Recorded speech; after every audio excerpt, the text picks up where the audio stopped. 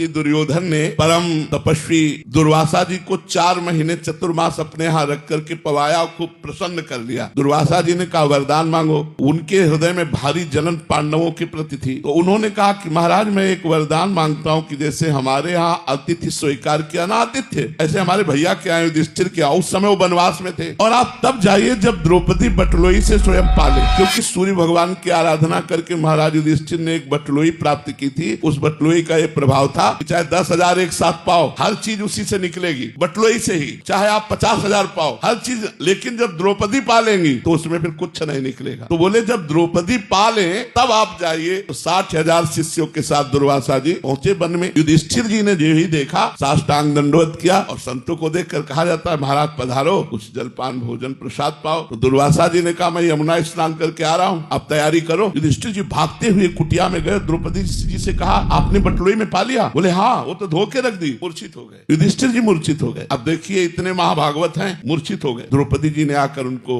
क्या बात हो गई, मेरे पाने की बात सुनकर आप मूर्छित क्यों हो गए? अरे बोले 60,000 शिष्यों के साथ दुर्वासा ऋषि पधारे हैं, आतिथ्य के लिए निमंत्रण दे दिया है, यदि उनको नहीं पवाते तो साप दे के जाएंगे वो, अब क्या होगा? तो द्रौपदी जी ने कहा तुम्हें सूर्य प्रदत्त बटलोई पर विश्वास है, श्री कृष्ण पर नहीं। ये खास बात पकड़िए। द्रौपदी जी का चीरहरण हो चुका था, उस समय उन्होंने देख लिया था, इसलिए पूर्ण विश्वास श्री कृष्ण पर हो गया था। उन्होंने कहा तुम्हें एक बटलोई पर विश्वास है सूर्य प्रदत्त, लेकिन भगवान श्री कृष्ण पर विश्वास नहीं, आप प्रसन्न रहिए। और कहा हे कृष्ण, देखा सामने से पीताम्बर फहराते हुए आए। कहा द्रौपदी बहुत भूख लगी है। बोले समस्या पे समस्या तो इसी बात की है, 60,000 शिष्यों के साथ दुर्वासा ऋषि आए, हमने बटलोई में पा लिया। तो भगवान ने कहा बटलोई लाओ, और उससे एक शीत चिपका हुआ निकला साग का, और जे भी मुख में डाला पूरा विश्व तृप्त हो गया। जे भी भगवान ने पाया सबके पेट फूल गए। उन 60,000 शिष्यों दुर्वासा भीमसेन से कहा जाओ लिवा के लाओ। बोले महाराज चलो, पंगत के लिए सब तैयार है। सहदेव जी भी साथ थे। दुर्वासा जी ने कहा भाई हमारे शिष्यों ने भी महाराज जी और आज्ञा पालन करने के लिए तत्पर हूँ, पाने की इच्छा नहीं। तो उन्होंने कहा हमसे वरदान ले लो। कुछ मथुरा दास जी के मुख से सुनी बात, महाभारत में उसे दूसरी तरह थोड़ा यहाँ लिखा हुआ है। बोले हमसे वरदान ले लो, लेकिन भोजन की बात मत करो। तो उन्होंने कहा जिसने आपको जिस भावना से भेजा है वो उसी भाव को प्राप्त हो जाए। अर्थात दुर्योधन ने पांडवों के नाश के लिए भेजा था, तो कहा जिसने जिस भावना से भेजा है उसी भाव को प्राप्त हो जाए। तो दुर्वासा जी ने कहा